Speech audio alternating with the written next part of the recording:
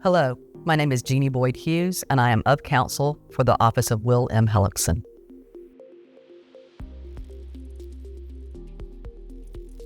Where did I grow up? I grew up in Augusta, Georgia, and Columbus, Georgia, outside of Fort Gordon and Fort Benning. What influenced me growing up? I was influenced by my parents. My father was a banker and a graduate of West Point and was in the Army for a period of time. My mother was a homemaker and was also influenced by my siblings and my close family.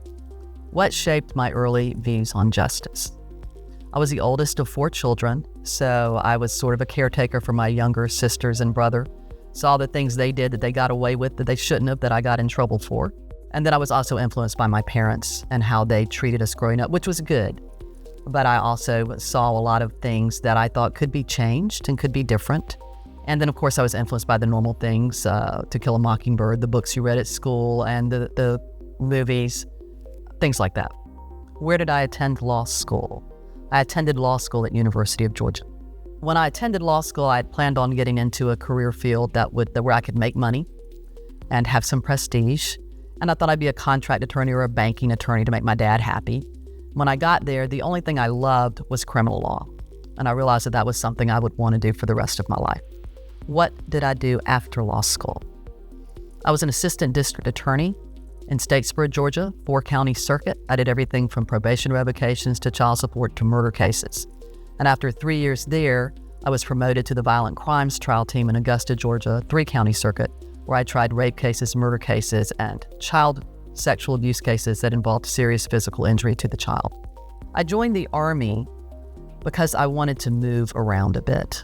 I'd been in Georgia for 5 years. My next step was going to be going on to death penalty cases in Atlanta. I didn't want to be there for the next 15 years. I was still young enough to do something, and I felt a real drive for the military, and I wanted to see if I could do it, and it was a lot harder than I thought it would be. What jobs did I hold in the Army? My first job was as Chief of Legal Assistance for the Berlin Brigade in Berlin. From there, I moved to Senior Trial Counsel for the Berlin Brigade. Then I was the defense attorney in Kaiserslautern. And then I moved to administrative law in Mons, Belgium, shaped NATO.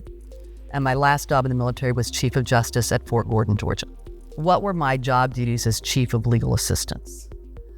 In the military and as civilian, slightly different. Military, I was able to do a bit more of going into the commanders. I represented soldiers on wills. I represented soldiers on powers of attorney.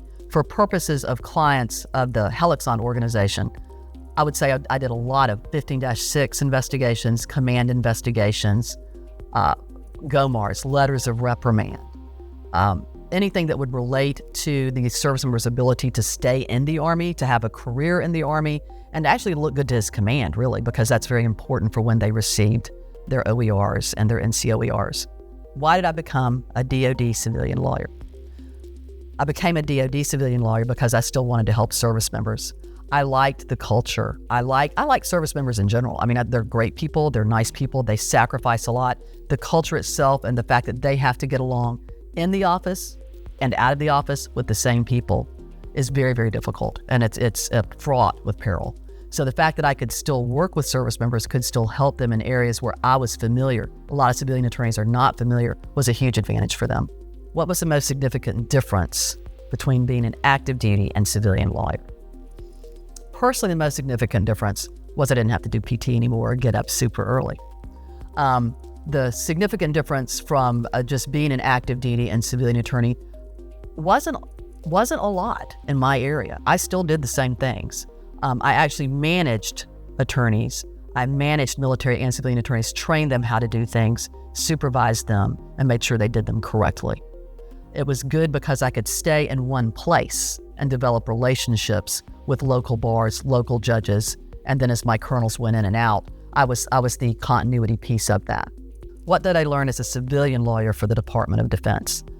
Probably the biggest and most important thing I learned was when they put me through the civilian leadership course, which is very similar to the military leadership course. And at that point, everything sort of came together for all of my senior counsel and senior clients, for that matter, on this command investigations, toxic leadership, the different types, how that affects you, how to change that, and how to also explain that in a way that shows what you were doing is actually correct. Why did I retire from the Department of Defense? I retired a little earlier than I meant to at 60 because of the vaccine mandate. I wasn't sure if I wanted to take it. I wasn't sure exactly where I stood on it. And I was happy enough to continue to serve in my capacity with that until I was ordered to take it. And at that point, it became sort of a matter of conscience for me. And I decided the best thing I could do for myself and for the Army was to go ahead and retire. Why did I join the law office of Will M. Helixon? I like what Will does. I like his clients, I like his webpage, I like his reputation, and I checked him out pretty carefully before I agreed to even come on board. My friends that I respect in the military had a lot of good things to say about him. What are my goals as a warrior advocate? My goals as a warrior advocate are to do the best thing for my clients. I think there are two different areas of any type of job that we do for the Army. Our clients have a legal consideration, and those legal considerations are important. But I like to look beyond that into the effect it's going to have on their careers and their families and their futures, which is a totally different part of it. So I like to talk with them about the legal replications, the legal implications of what they're doing, but I also like to talk to them about what they want to do next. How can we impress their commander? How can we get their commander to see this as a positive instead of a negative? How can we play this in a way that will help their OER or their NCOER and their future career? What is my legal philosophy? My legal philosophy is that there are multiple ways to help a client. There are the legal ways, which are the most important, and there are also the personal ways, which are basically, I think a lot of clients need assistance and help just to have someone they can talk to because they can't talk to other people about this. You're the only one that can't reveal their confidence. You're the only one that can express their fears or their anxieties because they don't want to express that to other people. But that's a very real part of what they're going through.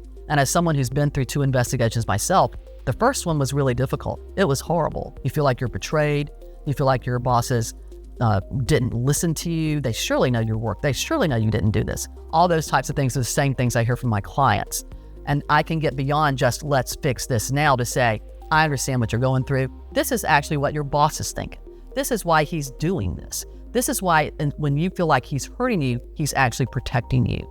And these are the things that are happening behind the scenes. Those are all really important things because in addition to the legal issues that keep ramping the tension up, making everyone upset, making everyone scared, it wrecks your brain, you also need to be able to cool that down for the client and make them realize this isn't the end of the world. They have a whole life beyond the Army. How do I balance empathy and justice? Empathy is important. Justice is what happens. Empathy is how you feel about it. So I'm going to tell the client, justice-wise, I agree with you. This shouldn't have happened. This is what we can fix. But empathy a lot of times will be with the client, we might not be able to fix this to the full extent that you want it fixed. But these are the things we can do to minimize it. These are the things we can do to make it better. These are the things we can do to use it to actually help you in the future. Let's play that game. What do I bring to the table as a senior warrior advocate? I bring a lot of experience.